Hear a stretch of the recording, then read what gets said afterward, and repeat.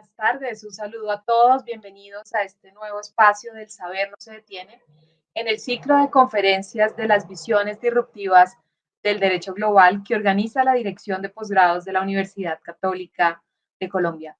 Es un gusto reunirnos nuevamente para dialogar, aprender y discutir sobre temas de especial actualidad a nivel regional y también a nivel internacional.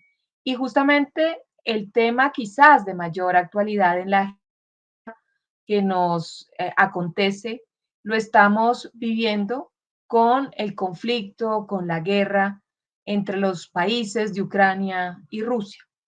Esta situación de conflicto internacional que se vive entre ambas naciones tiene enormes implicaciones desde muchos puntos de vista, desde el derecho penal internacional, la naturaleza de los crímenes que allá acontecen, la naturaleza de los autores, partícipes y por supuesto también sobre las posibles comisiones a futuro de esas responsabilidades penales, entre otras cuestiones en la responsabilidad por el mando, en las responsabilidades directas.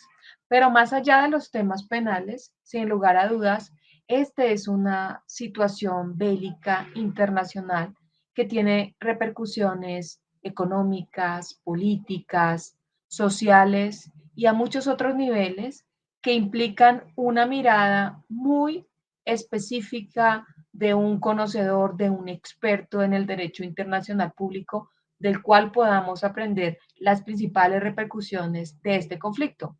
Y también que nos enseñe y que nos pueda vislumbrar desde su perspectiva cuánto puede repercutir esto en las cuestiones internacionales y sobre todo en el papel de los órganos multilaterales en este tipo de conflictos. Y para ello, para hablar de la situación actual que se vive en Europa entre Rusia y entre Ucrania en términos de esta guerra que ya cumple varios meses, la dirección de posgrados y nuestro director ha tenido la oportunidad de contar hoy con un invitado muy especial, el doctor Miguel Ángel Rodríguez Mackey, que nos ha acompañado ya como profesor invitado en la Universidad Católica de Colombia y quien es un reconocidísimo experto internacionalista, no solamente en su país natal, en el Perú, sino también a nivel regional, y que recientemente estuvo en Colombia como observador internacional de las elecciones políticas que se vieron en nuestro país. El doctor Miguel Ángel Rodríguez es abogado por la Universidad Nacional Mayor de San Marcos, cuenta con maestría en Relaciones Internacionales y Comercio en el Instituto de Gobierno de la Universidad de San Martín de Porres. Se ha desempeñado como jefe del Gabinete de Asesores del Despacho Ministerial del Ministerio de la Mujer y Poblaciones Vulnerables. Igualmente ha sido consultor del Gabinete del Ministerio de Defensa, consultor del Viceministerio del Sector Defensa y ha tenido una destacada labor y participación como asesor jurídico en el grupo de trabajo del juicio que se siguió en el Perú por límites marítimos en la Corte Internacional de Justicia de la Comisión de Relaciones Exteriores. Es constantemente requerido en los medios de comunicación nacionales e internacionales para conocer su punto de vista, su experticia en asuntos de actualidad que conciernen a la geopolítica internacional y a la diplomacia. Es un gusto y un enorme placer contar con el doctor Miguel Ángel en este espacio. El saber no se detiene. Muy bienvenido a esta también su universidad y es un gusto enorme contar con su participación hoy en el Día de las Fiestas Patrias en la hermana República del Perú. Muchísimas gracias, doctora Paula Ramírez Barbosa, jurista de la hermana República de Colombia. Mi saludo con usted a todos los miembros de la comunidad académica de la Universidad Católica de Colombia. Estoy muy feliz y me siento muy honrado por la invitación que me han formulado realmente. Muchísimas gracias por ello.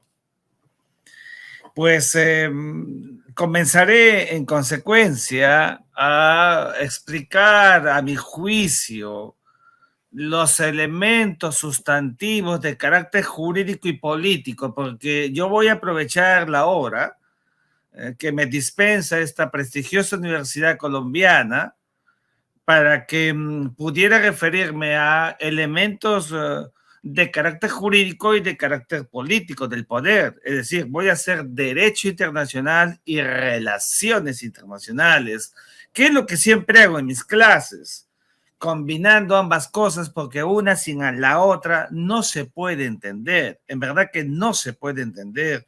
La doctora Paula, que es una aguda jurista, ha comenzado esta introducción que tanto agradezco, con una definición, con una terminología exacta. Hablo de un conflicto internacional y esa es la definición con la que yo quiero arrancar. ¿Por qué conflicto? Porque hay una circunstancia de naturaleza bélica. Aquí hay fuego. Este no es un asunto controversial, como lo dijo el fallo de Mavromatis de 1924 de la entonces Corte Permanente de Justicia Internacional. Esto no es una controversia, esto no es una litis, esto es una guerra. El derecho clásico así lo ha llamado. La guerra es el enfrentamiento de dos o más actores internacionales o sujetos del derecho internacional en la cualidad de estados. Entonces, hay guerra. No hay que entrar en la discusión bizantina si es guerra o conflicto, por favor, como he venido escuchando en muchos lugares de nuestra región e incluso de Europa. La circunstancia del belicismo, que es bilateral, externo, lo denota así. La gran teoría de los conflictos armados internacionales y los no internacionales engloba este fenómeno que está pasando entre Rusia y Ucrania. Entonces, lo primero es que este es un asunto de naturaleza bélica que tendrá que terminar en algún momento, ya lo explicaré, y que esa consecuencia de que luego de la violencia y de la guerra vendrá la paz, en el medio para llegarla tendrá que haber de manera inexorable un momento diplomático, como pasa a todos los procesos bélicos en el mundo. En segundo lugar, yo quiero decir que, fíjense ustedes lo que acaba de pasar. Es un completo retroceso al sistema westfaliano del derecho internacional. ¿Qué es eso?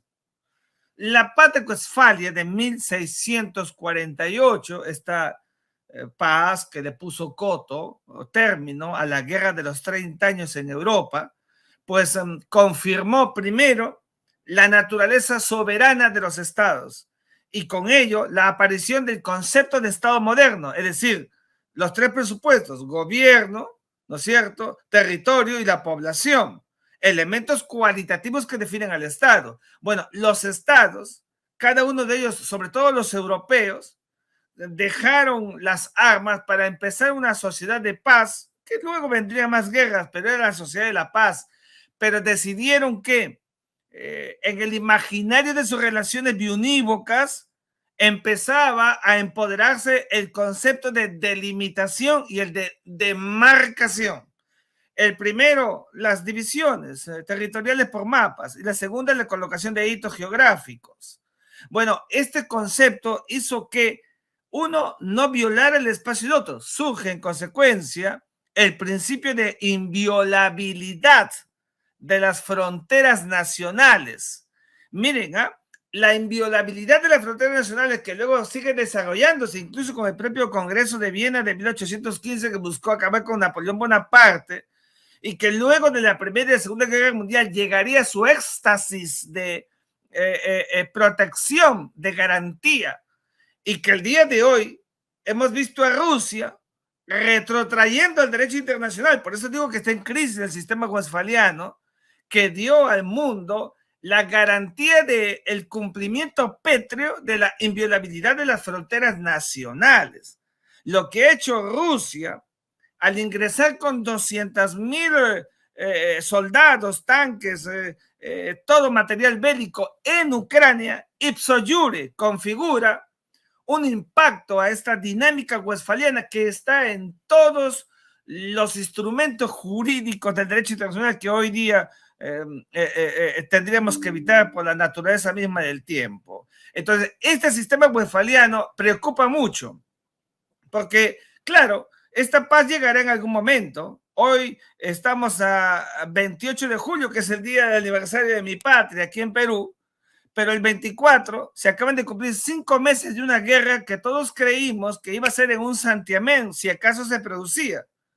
Se produjo la guerra, y esta guerra que tiene 5 meses, digo, en verdad que está lapidando las grandes coordenadas del derecho internacional por una Rusia que días antes de la invasión proclama o autoproclama, es el derecho internacional de Rusia, del Kremlin, qué sé yo, y dice que reconoce como repúblicas independientes a las provincias del Donbass, Donetsk y Lugansk, las provincias separatistas de Ucrania, las reconoce como independientes. Claro, lo hacía con una sola razón. Si al invadir para nosotros, para la comunidad internacional racional, que era un acto invasivo, obviamente, evidentemente para Rusia no, porque si la reconoce como repúblicas independientes no está entrando en Ucrania. Ese fue el objeto por el cual Rusia flagela, repito, reitero, el principio de inviolabilidad. Y el segundo principio, consagrado en la Carta de San Francisco, por favor, lo acabo de decir hace 2 días en una sesión de clases, el principio del mantenimiento de la paz, que se elevó como el principio más omnímodo después de la Segunda Guerra Mundial con la Carta de San Francisco, que es el instrumento constitutivo de las Naciones Unidas luego de la Segunda Guerra Mundial.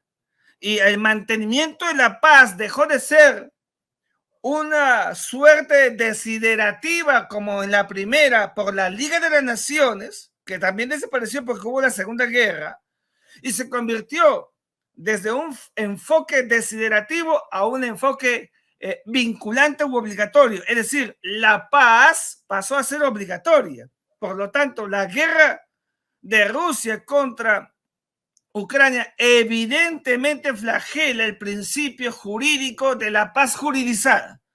No es una entelequia, no es un acto volitivo del romanticismo de las relaciones internacionales, no. Aquí hay una transgresión flagrante con todos los instrumentos jurídicos que llaman al cumplimiento de la paz, entre ellos la visión pétrea de la Convención de Viena sobre Derecho de los Tratados de 1969, cuyo pacta sunt servanda, es decir, el fiel cumplimiento de la palabra empeñada, es el compromiso. La Carta de la ONU, por favor, es un tratado constitutivo. Dice que todos tienen que mantener la paz. Pues Rusia flagela el mantenimiento de la paz como establecido en el nivel de jus cogens, es decir, imperativo categórico de cumplimiento obligatorio. Una vez me preguntaba a mi hija, que ya está más grandecita, pero cuando estaba más pequeña, aquí en la biblioteca subía y me decía, papito, ¿qué cosa es jus cogens? Te voy a explicar. O tomas leche si quieres ir al parque. No tienes otra alternativa. Ah, ya entendí. No es 2 cosas, sino la misma para que yo pueda obtener un resultado. Lo mismo. La paz o la paz, nunca la guerra. Y si hay guerra, es una negación de este principio jurídico, que es un volumen del derecho internacional contemporáneo que ha sido flagelado por, evidentemente, Rusia. En tercer lugar, aquí no hay, como se ha venido sosteniendo, a la luz de estos 5 meses, estoy haciendo una rápida evaluación, aquí no hay ningún ápice para creer que ha habido legítima defensa. No puede haber legítima defensa. ¿Por qué no hay legítima defensa? Porque la naturaleza de la legítima defensa supone que previamente, a priori, debe haberse producido una afectación material para que haya causa, casus belli, para poder reaccionar. ¿Cuál es la acción material por parte de Ucrania sobre el territorio de Rusia previamente para justificar la invasión? No existe. No hay legítima defensa.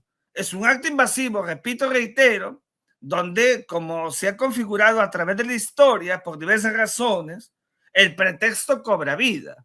Sí, el pretexto, porque sostener que si Ucrania ingresaba o ingresa en su momento a la OTAN es un peligro inminente para la seguridad de Rusia, eso no lo cree nadie en el derecho internacional, en tanto y en cuanto que jamás el derecho internacional puede avalar lo que se llama la guerra preventiva. O sea, me adelanto a las circunstancias para poder actuar justificando la posibilidad, la entelequia, la utopía de creer que eso va a pasar. Bajo ese sostenimiento, lo puedo decir de otra manera, el derecho internacional no puede sustentar ni sostener el capricho como regla. Eso no existe. Los rusos han aprendido de los gringos, de los estadounidenses, tengo que decirlo. Es decir, cuando Estados Unidos, luego de lo que pasó con las Torres Gemelas, inicia la invasión, la arremetida sobre Afganistán, eso estuvo bien, es la reacción, legítima defensa, eso estuvo bien. Pero luego de ello, 2 años después, ingresa en Irak de Saddam Hussein, bajo el argumento de que había armas químicas que la comisión Tenet nunca encontró. Bueno, bajo esa premisa invade Bagdad. Por supuesto que había que detener a este monstruo del sistema internacional contemporáneo como fue Saddam Hussein, pero para eso no se puede pertrechar alterando las reglas del derecho internacional contemporáneo. Eso no se puede hacer, pero lo hizo. Y entonces los rusos han aprendido de ello. Y entonces nos hemos encontrado ahora con una lapidación por guerra preventiva que pone vulnerable el sistema internacional. Ya es vulnerable por la violación de la frontera de los estados. En cualquier momento, no digo que vaya a haber, pues, pero pone vulnerable el sistema internacional con pandemia y ahora con la viruela del mono. Todo se sensibiliza, cualquier cosa puede pasar, el encarecimiento mundial, la caída del euro, y las contraposiciones que se vienen produciendo entre los actores visibles, sensibiliza el mundo. Y eso puede, en verdad, que producir estas perforaciones a un derecho internacional que debe ser lo más pétreo que existe. Pero ahí está, en pleno siglo XXI.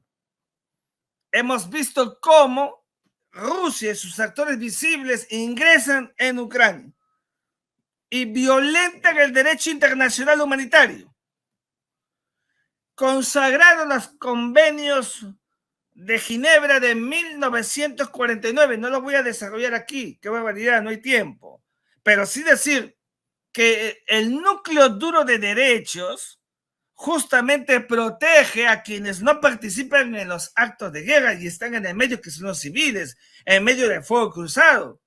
Lo que hemos visto por Rusia es ataque sistemático a población civil en Mariupol, en las afueras de Kiev, en toda la zona que acabamos de ver en el Mar Negro, los ataques a las embarcaciones, a pesar de que se ha firmado un acuerdo reciente para sacar el grano y aliviar y atenuar el encarecimiento mundial y el hambre mundial, la ausencia y la escasez de fertilizantes, qué sé yo. Es una violación flagrante y esto tendrá que evidentemente suponer algún tipo de imputación objetiva. Me preguntaban hace tiempo, cuando comenzaba la guerra, pero Rusia no es parte de la Corte Penal Internacional. Claro, no es parte, y por tanto sus miembros no pueden ser objeto de punibilidad, no pueden serlo, no sé, hay articulistas que están escribiendo que sí, yo no veo por dónde, pero eso no significa que estén exonerados de la punibilidad. Por favor, el sistema internacional, si algo no puede tener, es dejar a la impunidad como regla. Ustedes los colombianos, por ejemplo, en Colombia, que quiero tanto, ¿no es cierto? Uno de los más grandes problemas que afrontó el proceso de negociaciones de La Habana y el proceso ulterior del 2 de octubre del año 2016, entonces estuve presente el día del plebiscito y volví para el siguiente momento, etcétera, era, y de las críticas era, ¿dónde está la punición, la punibilidad para aquellos que tuvieron responsabilidad durante el proceso de los años de la violencia estructural que vivió Colombia por más de 52 años? ¿Dónde está eso? Evidentemente preocupa, y siempre que quede esto en el aire, ¿cómo se puede resolver? Esto acabará en algún momento. Primero digo el derecho internacional y luego digo las relaciones internacionales, porque si no, no camina. Es decir, si esto termina como creo que va a terminar, con una victoria rusa, tenemos que ser claros, Rusia domina todo el Donbass, ya tiene todo geopolíticamente controlado. Si hay una negociación, nunca van a llegar al statu quo anterior. Yo no veo a Rusia retrocediendo después de haber ingresado y haber alborotado el mundo a un statu quo anterior. Yo no veo sino a Rusia en una diplomacia pétrea en Turquía, logrando que la anexión de facto de Crimea de 2014, que hoy la tiene, sea de jure, se convierte en derecho. Sí, por una negociación, lo mismo que el Donbass. O sea, veo una Ucrania flagelada geopolíticamente. Y como consecuencia de ello, en ese escenario de victoria Rusia es muy difícil ver imputaciones objetivas, materiales e individuales, que es lo que manda las reglas del derecho penal internacional moderno, que está consagrado en el Estatuto de Roma. Yo no veo a los rusos detrás de rejas, casi como el Tribunal de Nuremberg. No los veo. Y tenemos que ser serios en esto. Y las configuraciones y las imputaciones, que es una carga que está señalada por los delitos establecidos en el Estatuto de Roma de la Corte Penal Internacional, evidentemente tendrán que pasar por un filtro en tanto sean nacionales de Rusia. Complicadísimo para ellos, porque Rusia no es parte. Ningún Estado parte de un instrumento jurídico internacional puede tener consecuencia jurídica o de vinculación. No existe. Pero entonces, si Rusia pierde, es otro escenario. Allí sí, no por la Corte Penal Internacional tampoco, por la creación ad hoc. ¿Se puede crear ad hoc una Corte Penal para la guerra de Rusia contra Ucrania? Sí. Se ha hecho para otras, como la de Ruanda, para la de Kosovo y para otras guerras que han habido luego de la Segunda Guerra Mundial. Por favor, claro que sí se puede hacer.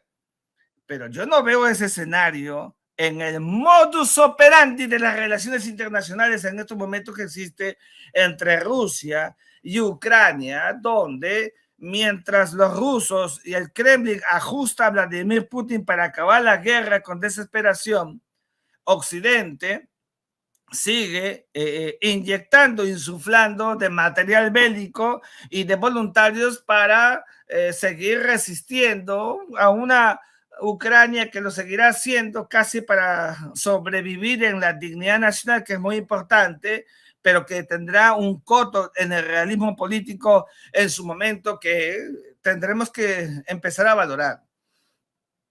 4. Y quizás esto sea menos jurídico, pero tremendamente económico. Es decir, aquellos que seguían prosperando en los años 90, luego de la cumbre de Río, todas las COP que han habido hasta la de París de cambio climático, todas, que venían diciendo de la relativización de muchos procesos internacionales, y el cambio climático había que abordar entonces para solventar una sociedad con desarrollo sostenible, biodiversidad en verdaderamente atenuada por el flagelo de estos procesos de contaminación ambiental en la energía eólica. los paneles solares, como los alemanes han venido desarrollando estructuralmente de una manera muy eficaz. La guerra de Ucrania por Rusia nos está demostrando que en pleno siglo XXI sigue siendo el petróleo el partero que define las reglas del derecho internacional. Si no, vean ustedes cómo. Hace poquito nomás acaba de hacer un viaje hasta el Medio Oriente, primero Israel y luego Arabia Saudí, el presidente Joe Biden, el mismo presidente que cuando candidato le dijo a Bin Salman, el príncipe heredero saudí, criminal, comprometido con el informe de la CIA, etcétera, ahí se ha reunido porque lo que prima son los intereses nacionales, los intereses relevantes. Los intereses son superiores incluso a las visiones unilaterales y personales. Alguien me decía, para combinar un poco con Colombia, ¿no? Pero alguien me decía, ¿y eso le pasará a Petro? Pues tendrá que valorarlo. Porque yo no veo a Petro en el tema de los intereses nacionales, acabando con una vinculación estratégica que cualquier país de Sudamérica quisiera tener con Estados Unidos. Cualquier país del continente quisiera tener como lo tiene Colombia, no solo por el Plan Colombia, desarrollado por ese gran estadista que ha sido y es el presidente Álvaro Uribe, un hombre con carácter, sino además porque toda la concomitancia del proceso de paz ha sido la consecuencia de estos arreglos y estos aparejos. Entonces, seamos claros, el interés nacional, lo mismo le pasará a Ucrania, el interés nacional ucraniano. ¿Y cuál es el interés nacional ucraniano? Primero será la reconstrucción con un plan Marshall que vuelva a Ucrania un país vital del sistema europeo del Este y se le acabarán estos vitores de querer ingresar en la OTAN o en la Unión Europea, porque ahí están las consecuencias que ha flagelado al país y va a terminar dividiéndolo. Y a una Rusia, tengo que decirlo porque no son santos de mi devoción y todos lo saben por mis columnas aquí en Perú y en otras partes, pero una Rusia empoderada, que tiene, como es la vida, ¿no? Tiene como aliado estratégico, coyuntural y circunstancial, nada más que eso, a una China que en el pasado, con Richard Nixon y Mao Zedong, llegaron a acuerdos para liquidar a la Unión Soviética de 1972-73. Increíble. Nadie sabe para quién trabaja. Así funciona el sistema internacional. Yo siempre digo que el engrandecimiento de China no solamente es Deng Xiaoping, también es Richard Nixon, el mejor presidente de los Estados Unidos. Claro que acabó mal con el famoso escandaloso caso de Watergate, pero bueno, pero fue el mejor presidente por su visión geopolítica, por su mirada unívoca y apoyado por ese gran monstruo, gurú de la diplomacia y de la geopolítica mundial con 1000 años de edad, que es Henry Kissinger. De manera que, en consecuencia, vean ustedes, nos encontramos en estos momentos con una guerra que está produciendo sus primeros efectos, han sido progresivos. Aquí en el Perú ya sentimos el precio de la gasolina, el petróleo también en Colombia y en otros países de la región, en muchas partes del mundo, claro que sí. Pero esto va a seguir encareciendo, cuidado. La primera consecuencia del encarecimiento es escasez, precios altos, para países que tienen una buena economía o una economía diversificada de inflación. Y para países que son superestrellas con desarrollos de economía de mercado febril, pues estos procesos donde no se ha aparejado este empoderamiento del país, la recesión. Y es lo que le está pasando al mundo. Recesión para Estados Unidos y recesión para países. Es decir, una economía que funciona normalmente en una dinámica normal y regular comienza a hacerse lenta porque hay recesión. Es decir, la economía va a un ritmo irregular. La mayor muestra de ello es la ausencia de trabajo, la desocupación. Eso va a empezar a experimentar el mundo. Y cuidado que la repercusión de lo que le pasa al mundo por la guerra económicamente se traiga a bajos países.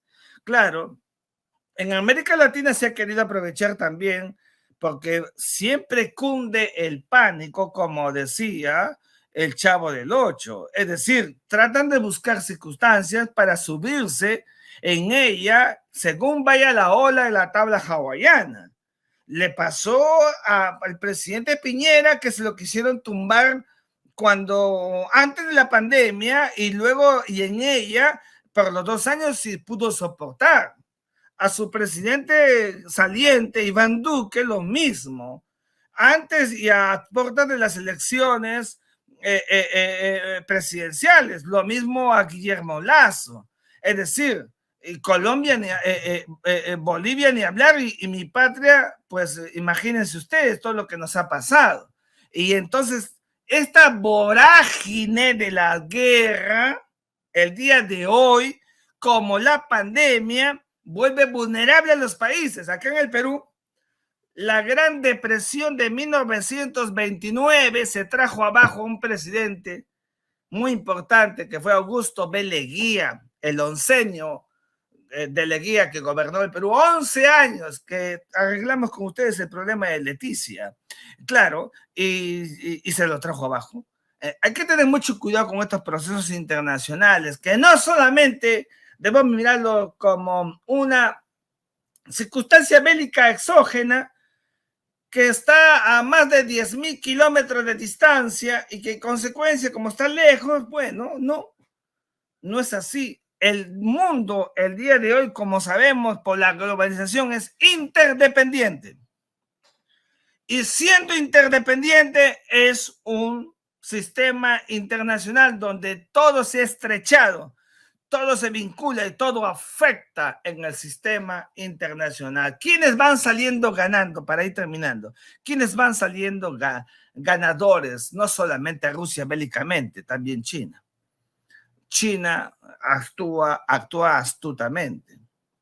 Los chinos no se inmutan, no se perturban, están en la foto con Rusia y siguen con la franja de la ruta, o sea, la ruta de la seda, traen a Marco Polo al siglo XXI y siguen adelante imperturbable en la conquista de espacios de influencia, incluso de Estados Unidos. Por eso decía hace algún buen tiempo y hace poco en una conversación se ha repetido, es decir, Estados Unidos de América perfectamente sabe que en estos momentos lo que viene pasando en América Latina con gobierno de izquierda supone para Estados Unidos una enorme preocupación. Ya no es su patio trasero, mejor dicho, siempre lo va a hacer, sino que ahora le preocupa su marco de influencia. Entonces, establece relaciones, alianzas estratégicas, yo diría relaciones para llevarse bien y no perder ese marco de influencia, como hizo con Perú, con Castillo, como hizo con Boric en Chile y como está haciendo con Petro en Colombia y va a hacer con Lula si gana en octubre en Brasil y ya lo ha hecho con Argentina, que tiene trust default en su cuenta y lo ha hecho con Evo, aún con su caída y ahora con Arce. Es el realismo político. Eso le va a tener que pasar a Ucrania. Cuando Ucrania termine la guerra, yo no veo a una Ucrania con el pechito de Occidente. Ucrania tendrá que haber aprendido porque el pueblo se lo va a achacar a su presidente, al que esté, a Volodymyr Zelensky o al que esté, porque la guerra los va a liquidar. Y además porque Ucrania está en un marco de influencia tremendo de lo que antes era la Unión Soviética, de la que era parte, o siendo el origen de la misma Rusia. Entonces, tendrán que sopesar, en algunos casos, comerse el sapo y comprender que el realismo político los tendrá que llevar a una relación internacional realmente objetiva. Por eso, amigos ilustres de la Escuela de Posgrado de la Universidad Católica de Colombia, la Escuela de Derecho, de la Facultad de Derecho, mi visión de esta guerra es que se tira al suelo al derecho internacional. No esperemos que haya declaratorias de guerra, nunca la hubo y ya no la puede haber, no puede haber declaratorias de guerra. Yo no he podido revisar la constitución colombiana, pero en la peruana dice que el presidente declara la guerra. En varias constituciones del continente es así, eso hay que sacarlo, porque no puede haber declaratorias de guerra. ¿Y por qué no puede haber declaratorias de guerra? Porque prima el principio de solución pacífica de controversias que también ellos cogen, por tanto la guerra no puede ser legalizada, legitimada, oficializada, respaldada por el derecho internacional. La guerra es la negación de la paz y del derecho. Por tanto, las guerras no se pueden declarar, porque es un contrasentido con los enormes avances a los que ha llegado el derecho internacional contemporáneo. Esto es un poco, grosso modo, lo que yo quería compartir con ustedes en esta hermosa noche peruano-colombiana de este país amigo, hermano, y de sus intelectuales de la Universidad Católica y de la doctora Paula, que es tan preocupada en los temas académicos. La felicito por esta dinámica que le pone siempre a los temas académicos y a las publicaciones. Gracias por la invitación y quedo merced a sus preguntas. Muy amables. Muchas gracias, profesor Miguel Ángel. Muy interesantes estos planteamientos. Tenemos unas preguntas para formularle, pero sí me gustaría, a propósito de lo último que usted ha dicho sobre la declaratoria de guerra, en el Estatuto de la Corte Penal Internacional, pues donde se contienen los crímenes internacionales y por supuesto el crimen de guerra que puede ser crímenes de guerra internos o crímenes de guerra internacionales, se prevé que para valorar la naturaleza de un crimen como crimen de guerra, no es necesaria la declaratoria de guerra, sino que se configuren esos elementos porque obviamente un principio general del derecho es que los hechos notorios no requieren pruebas. Pero así se declarara, digamos, extempore, esto no tendría implicaciones en el trámite de la investigación por el crimen de guerra internacional. Pero justamente ahí surge una pregunta.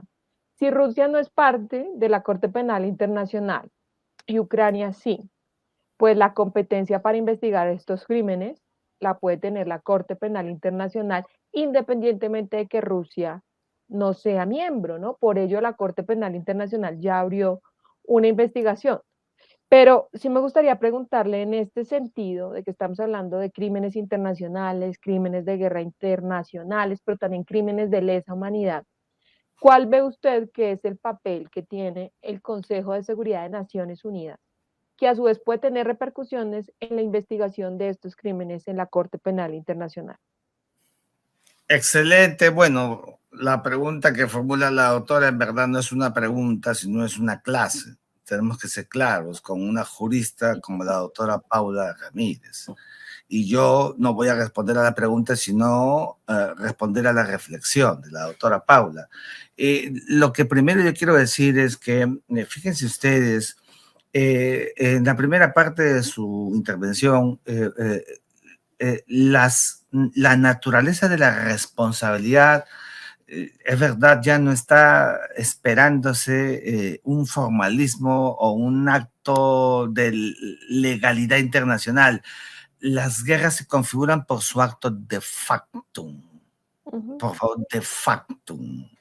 Porque el acto de factum, de hecho, y no digo no de derecho, ¿ya? Digo de hecho, porque también el derecho, como dice Miguel Reale, también es derecho, para no decir como otros que el derecho no es el derecho. No, el derecho también es el derecho, pero de facto, y no requiere una circunstancia formal para su declaratoria, pero la naturaleza de la que exoneración de una declaratoria para configurar la guerra o la responsabilidad consiguiente no está en función de ese formalismo, sino porque, o del hecho a priori, sino porque no hay ningún atisbo en el derecho internacional que supere, que pueda más frente a una declaratoria, un acto bélico que el imperativo categórico de Jus Cogen del principio de solución pacífica de controversia, que es obligatorio. Ahí está. Cuando hay guerra es una negación de ese principio y ahí está la configuración punitiva de la responsabilidad de los estados partes. En segundo lugar, la segunda parte de su intervención, en verdad que la naturaleza de la acción de responsabilidad establecido en el Estatuto de Roma, y esto es algo que todavía no he visto ninguna evolución, no puede ir contra el principio de la nacionalidad de los actores visibles. Es decir, como Rusia no es parte del Estatuto de Roma, entonces no hay forma de que lo sean sus nacionales. Estados Unidos se salvó mucho bajo este principio. Hay una montaña de doctrina que la doctora y yo lo conocemos y todos los profesores que estamos acá y alumnos que son investigadores también lo conocen, porque es la razón que explica por qué los hegemones no son parte de instrumentos jurídicos, porque se amarran a responsabilidades que a ellos la superan por el mismo hecho que tienen más poder.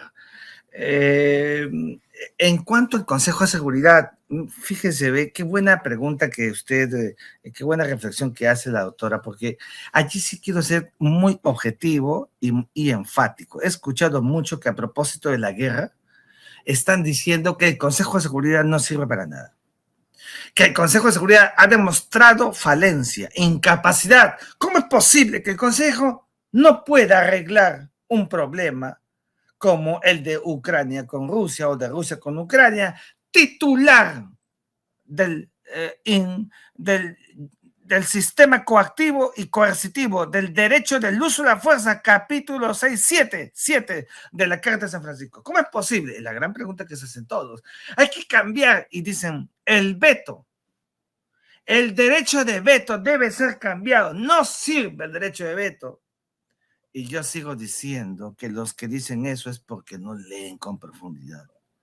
Los que dicen eso es porque no están viendo el derecho en la profundidad que tiene que verse.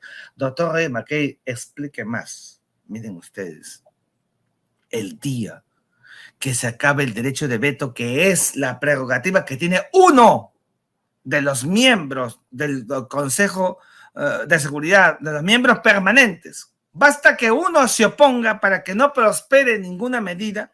¿Se imaginan ustedes si acabamos con el veto? Hace ratazo entre Estados Unidos, Gran Bretaña y, y Francia habrían decidido todo lo que le acontece al planeta y sería inútil el Consejo de Seguridad y todo lo lograrían según los planes de Occidente. Cuidado, no tenemos que mirar el veto en función de un resultado que me convenga. El veto, sigo pensando y sigo creyendo que es la velita misionera que conserva la paz del mundo, porque justamente es la palanca que impide que prosperen esta suerte de planes colectivos. No puede haber, no podemos acabar con el veto. Repito, si el veto se acaba, sería por mayoría. Por favor, en la ONU nada se resuelve por mayorías. La práctica en las Naciones Unidas, yo estuve en las Naciones Unidas antes de la pandemia, fui a participar para ver el problema del Sahara Occidental, donde fui como peticionario. Todo se decide por consenso y actos aclamativos, no por mayorías que hieren, que flagelan. Por eso que el Consejo de Seguridad tiene este veto que hay que saberlo cuidar. Se acaba el veto, se acabó. ¿Ya para qué se va a preocupar un país como Estados Unidos en ir al Consejo, como Barack Obama, que fue 2 veces y el Consejo le negó a atacar a Siria, bombardear Siria, se acordarán ustedes? Y Donald Trump fue más práctico y como no le daba, pasó por encima del Consejo y bombardeó Damasco y también bombardeó Afganistán con la bomba madre. Pero si se acaba el veto, se acabó, llama por teléfono a Macron y llama por teléfono al primer ministro británico y ya está, se resolvió.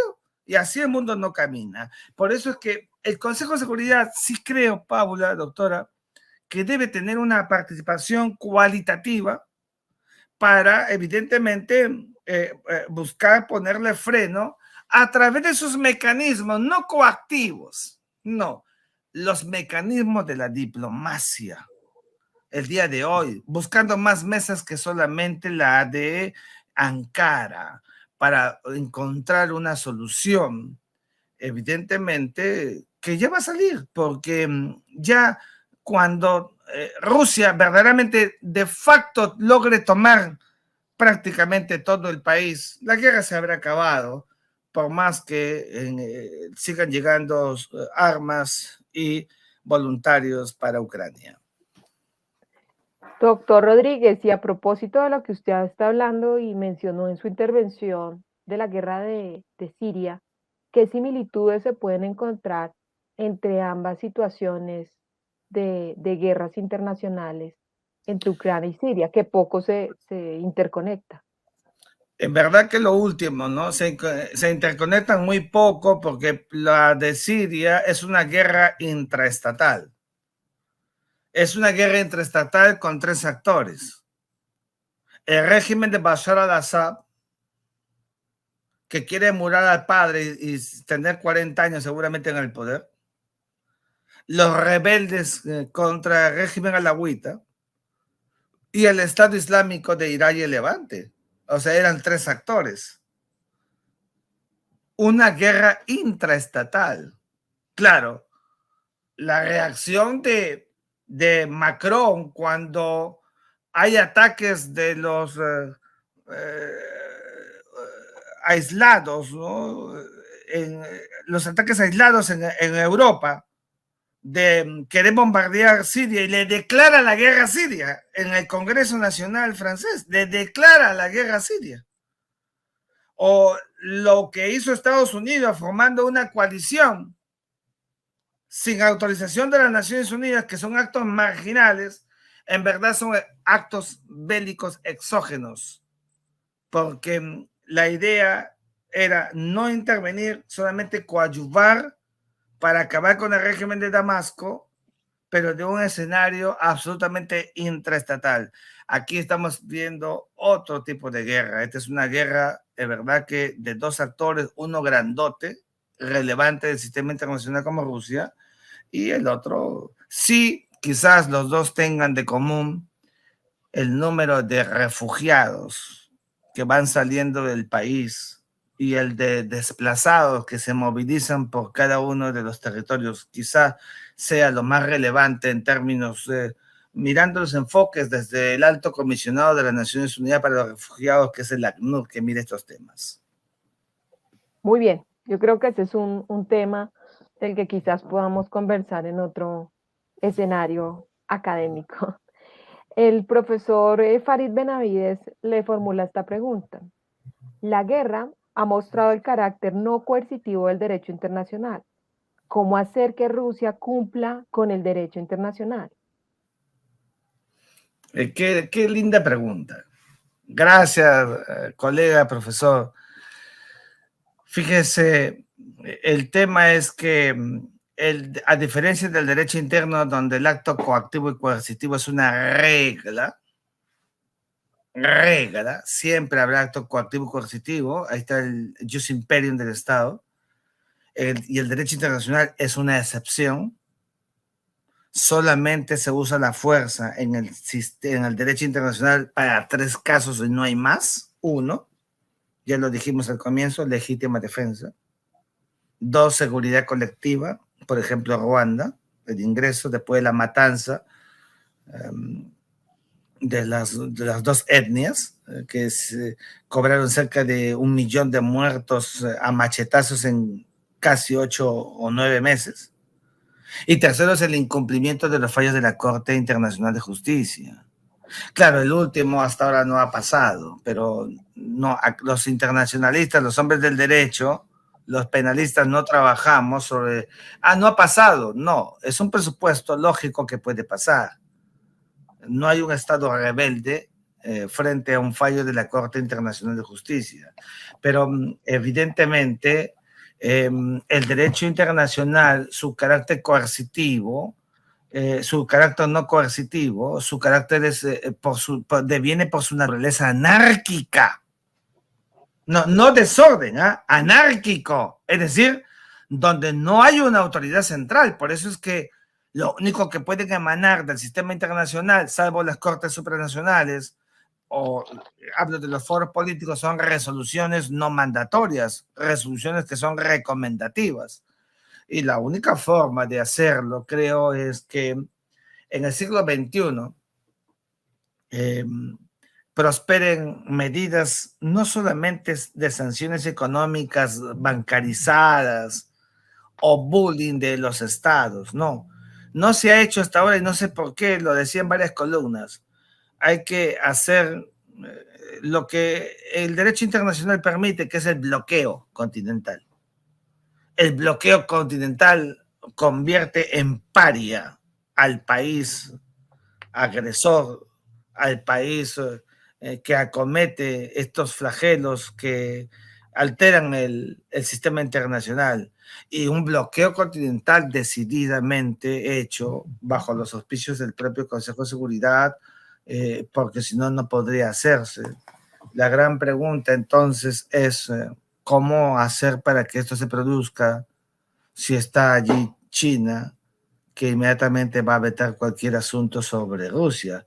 Es complicadísimo. Yo creo que tendríamos que caminar siempre de la mano entre el derecho internacional, que es la norma jurídica internacional, y por supuesto los arreglos, las conveniencias, los intereses, el poder mundial, las relaciones internacionales, la política internacional, qué es lo que le conviene a un país, qué es lo que no le conviene a un país. A veces el bullying, esto que le hacen a los chicos en los colegios, también pega el bullying político internacional, cuando se sabe hacer para flagelar estas situaciones que acometen en el sistema internacional, como estamos viendo el día de hoy, en una guerra que, repito, nadie creyó que durara tanto como hasta ahora está durando. Muchas gracias.